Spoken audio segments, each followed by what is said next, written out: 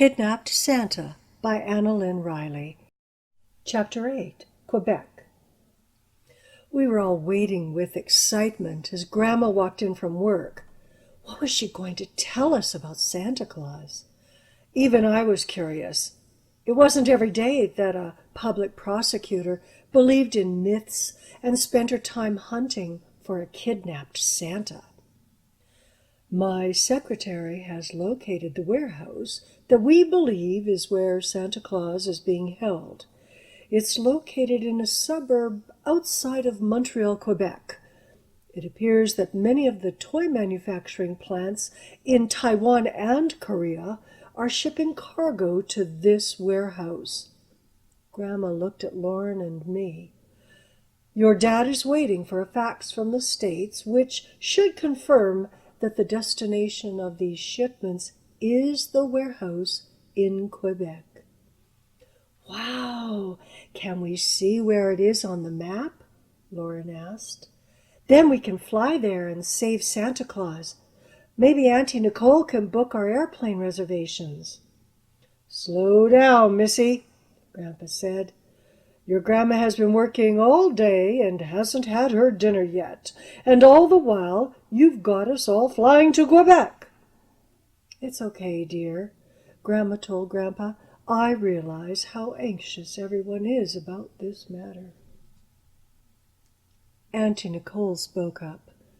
Lauren, I could fly us to Quebec, but it's very costly, and what if we were to get there only to find out that this weirdo had already moved Santa Claus to Hudson Bay?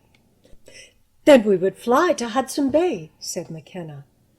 Let me see what I can do, Auntie Nicole said. That meant that she was going back on the laptop to contact travel people. Sure enough, up to the loft she went. Grandma nibbled on her dinner. I've notified our offices in the East. They will gather more facts about Gâteau Fruitier's business dealings. Grandma was interrupted by Dad, who came barging in from the library. It's in! He was waving a piece of paper in the air. Listen to this! He read a fax that confirmed all that Grandma had said. And it gave the address of the warehouse. Santa Claus is there! Cried Lauren. We've got to save him before he's made into an icicle. Can't we go to the airport tomorrow? Then we won't be too late. Auntie Nicole came down the stairs. There are no flights directly into the town where the factory is, but we could get to Montreal by tomorrow night. Who wants to go? We all started shouting with joy at the prospect of going on this trip. Even I thought that whether or not Santa Claus was there, we could face this monster Gâteau Fruitier and get him to give all the children their toys back. We could find out once and for all if there really was a gigantic vacuum cleaner that sucked up all the Christmas toys and Lauren's kitty. I think before we go flying off to Eastern Canada, Mum said, I'm going to phone the RCMP and let them know what the fax said. Also, Liam and his dad could put the warehouse address on the internet. Someone in the Montreal area may know the factory and could possibly help out. We all agreed that Mum's idea was best, especially since it also saved us a lot of money by not getting airplane tickets right away. Still, it would have been fun to start packing for the trip to Quebec.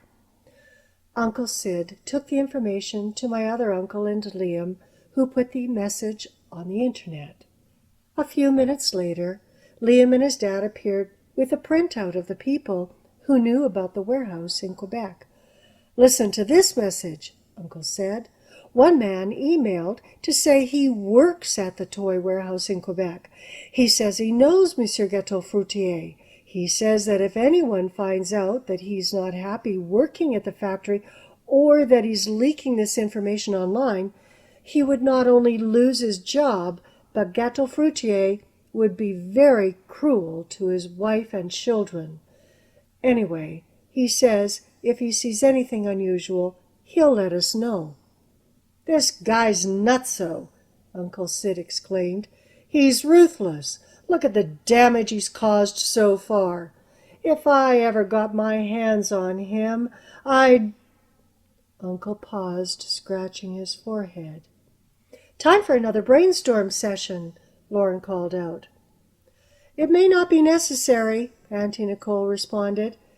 She had a look of concern on her face.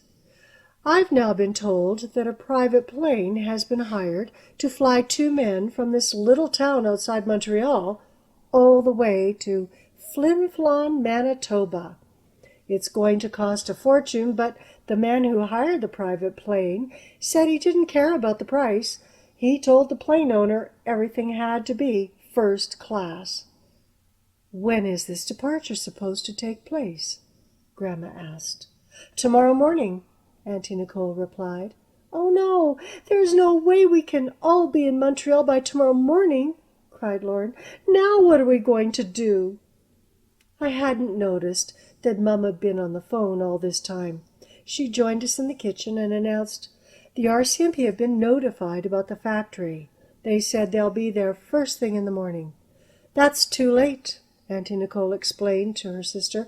"Santa Claus and his kidnapper are booked on a private plane to Manitoba. I'll call the RCMP back. I've been speaking to a very nice officer who seems interested in solving this case. He'll be happy to know about the private plane." Mum grabbed the phone. Liam and his dad were back on the internet with the latest information.